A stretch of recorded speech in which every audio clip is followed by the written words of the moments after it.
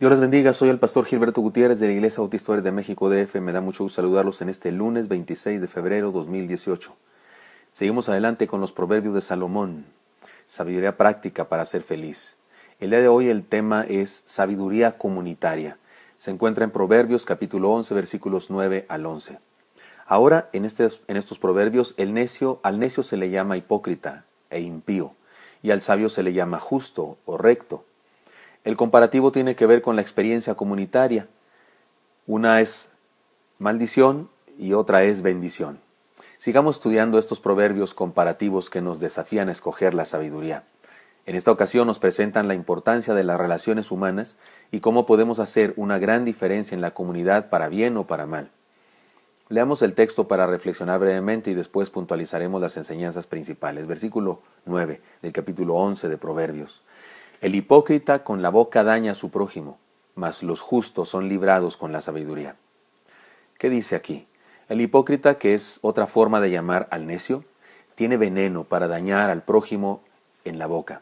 Es decir, tiene veneno en su boca para dañar al prójimo. Pero el justo, el hombre justo, que es otra forma de llamar al sabio, con sabiduría puede escapar de este mal. Versículo 10. En el bien de los justos la ciudad se alegra, mas cuando los impíos perecen hay fiesta. Este es un proverbio tremendo, ¿no? Así pegador, bárbaro. Cuando una persona honesta prospera, otros honestos como él se alegran. En cambio, cuando los malvados dejan de existir, la comunidad declara festividad, declara día nacional, bandera en alto, porque ya no está aquí el injusto. Es un proverbio de verdad muy, muy triste, muy tremendo. Versículo 11. Por la bendición de los rectos la ciudad será engrandecida, mas por la boca de los impíos será trastornada. Cuando un ciudadano recto es prosperado, la comunidad en la que forma parte también es prosperada. En cambio, por la boca del bruto, del insensato, del necio, del malo, del impío, la comunidad de la que forma parte experimenta maldición, experimenta problemas. He aquí las enseñanzas principales. Después de esta breve reflexión sobre cada versículo, he aquí las enseñanzas principales. Número 1, la bendición de la sabiduría de la palabra. El hipócrita con la boca daña a su prójimo, mas los justos son librados con la sabiduría, dice el proverbio. El asunto es grave en este proverbio, y es que la palabra puede ser un veneno que daña a las personas y a las relaciones de las personas en la comunidad. Sin embargo, la sabiduría en la palabra protege al sabio. Dice un refrán por ahí, más mató la lengua que la espada. Pero no hay lengua tan dañina como la del hipócrita, pues la espada del calumniador se ve venir, pero la espada del adulador da la puñalada por la espalda sin que nos demos cuenta, es decir, añade así a la maldad la traición. El único remedio contra la perversidad es el conocimiento, es decir, es la sabiduría con la que el justo puede penetrar a través de la adulación en la falsedad de los impíos y puede darse cuenta del asunto. Pero de cualquier manera se requiere sabiduría en la palabra para ser feliz en la comunidad. Seguirle la corriente al necio es necedad. En cambio, ser sabio nos permite vivir por encima de la mediocridad. Y eso es bendición y sabiduría. Cuando los necios blasfeman contra nosotros, cuando hacen chismes sobre nosotros, cuando buscan detratar nuestra vida, debemos reconocer que somos águilas y ellos alimañas que andan por el suelo, y entonces volamos por las alturas de las nubes y entonces podemos librarnos de eso. Es lo que dice este pasaje, es lo que dice que se requiere sabiduría en la palabra para ser feliz en la comunidad, para no engancharnos y para no caer en el juego de los necios. Además, se requiere sabiduría en la palabra para salvarse del daño del chismoso. La sabiduría en la palabra es una protección contra el veneno del detractor. Consiste en vivir de tal manera que al que habla mal de nosotros nadie le crea. Y vivir de tal manera incluye el uso de la palabra, el uso de la lengua. Así que usemos la palabra para bendecir. Segunda enseñanza, la bendición de la fraternidad que bendice. Versículo 10 dice, en el bien de los justos la ciudad se alegra, mas cuando los impíos perecen hay fiesta. Aquí se habla de la bendición de una vida que produce gozo y de la tragedia de una vida que solo produce gozo cuando se ha ido. Nos habla de personas que alegran la vida y de personas que entristecen la vida. Nos habla de influencia que produce gozo y de influencia que produce rechazo. El sabio hace que otros se alegren de su prosperidad porque comparte la bendición que recibe. Se trata de esas vidas que con solo su presencia nos alegran la vida, nos ayudan a ver las circunstancias de un modo diferente y nos dan la convicción de que podremos salir adelante. En cambio, hay otras vidas que desaniman, conflictúan, amargan la existencia y la única bendición que nos comparten es que se vayan y ya no tendremos que verles ni una sola vez más. Usemos la palabra para fraternizar con sabiduría. Y en tercer lugar, la bendición de ser útil. Dice el versículo 11, por la bendición de los rectos la ciudad será engrandecida, mas por la boca de los impíos será trastornada. Aquí se nos habla de la bendición que se comparte y se multiplica, y de la tragedia del uso de la palabra que arruina la vida comunitaria. Se requiere sabiduría en la palabra para ser útil en la comunidad. Lo que decimos puede ayudar a otros a perfeccionar su vida, a encontrar su propósito y misión, a experimentar ánimo y confianza para seguir.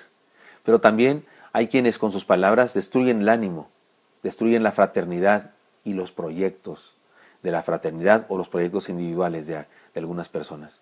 Así que usemos la palabra para ser instrumentos útiles para bendición de otros, de la comunidad, del grupo del que formamos parte, sea la familia, sea el club, sea la iglesia, por supuesto. Sé que la mayoría debe saber esta historia, pero conviene recordarla para entender que el uso de nuestra palabra puede bendecir o dañar a otros. Y por supuesto, lo que quisiéramos es bendecir.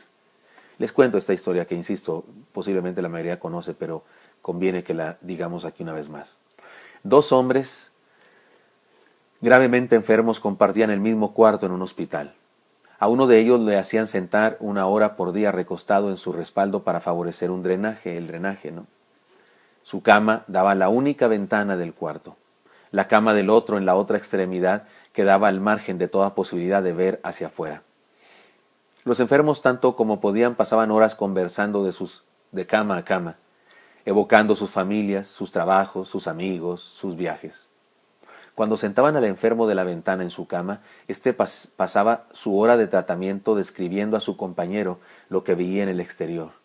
Había un hermoso bosque en donde frecuentemente se veían animales, un lago en donde los cisnes nadaban y los niños entusiasmados hacían navegar sus barquitos de vela, un césped y un jardín en donde se diría que las flores habían sido coloreadas por el arco iris. El enfermo del otro extremo del cuarto desde hacía días había comenzado a vivir de nuevo a través de las animadas escenas que su amigo, su compañero le describía. Este le contaba que los jóvenes enamorados caminaban unidos por el brazo. Más lejos se veía un par de esposos que se divertían con sus niños haciendo volar un papalote, una cometa. Y ahora, cosa inesperada, una banda de músicos uniformados con vivos colores pasaba a lo largo del lago, atrayendo a los paseantes. Claro que la ventana cerrada impedía a los enfermos oír la música. Lástima, pero evidentemente, y a juzgar por el entusiasmo de la gente, descrito por el relator, debían tocar muy bien. Mientras el hombre de la ventana describía las imágenes que desfilaban ante sus ojos, el otro cerraba los suyos e imaginaba las pintorescas escenas. Era lo único que podía hacer, no las podía ver desde ahí. Los días y las semanas pasaban y cada día el hombre del fondo del cuarto esperaba con cierta ilusión las descripciones de su amigo, porque le alentaban a vivir. Una mañana, la enfermera llegó para lavar a los pacientes y encontró con tristeza el cuerpo sin vida del enfermo de la ventana, que se había ido plácidamente o tranquilamente durante el sueño. Llamó a los dependientes del hospital para que retiraran el cuerpo. Tiempo después, y tan pronto como le pareció oportuno, el otro enfermo, no sin tristeza, pidió a la enfermera si podía desplazarlo al lugar de la ventana. Esperaba ver por sus propios ojos las coloridas imágenes que durante tantos días su amigo le había transmitido. La enfermera, contenta de poder proporcionarle ese servicio, lo cambió de lugar y en cuanto constató que el enfermo estaba cómodo, lo dejó solo. Lentamente, éste se deslizó en su cama hasta lograr incorporarse lo suficiente para mirar a través de la ventana, pero para su inesperada sorpresa, delante de él y pocos metros hacia afuera, se interponía un enorme muro blanco, Era todo lo que había. No se veía parque, ni gente, ni lago, solo un muro. Contrariado, el enfermo preguntó más tarde a la enfermera, ¿cuál sería la razón que hizo que mi compañero, el que falleció, describiera tantas falsas escenas? Imposible que las viera, contestó la enfermera. Su compañero era ciego y evidentemente no podía ni siquiera ver el muro de enfrente.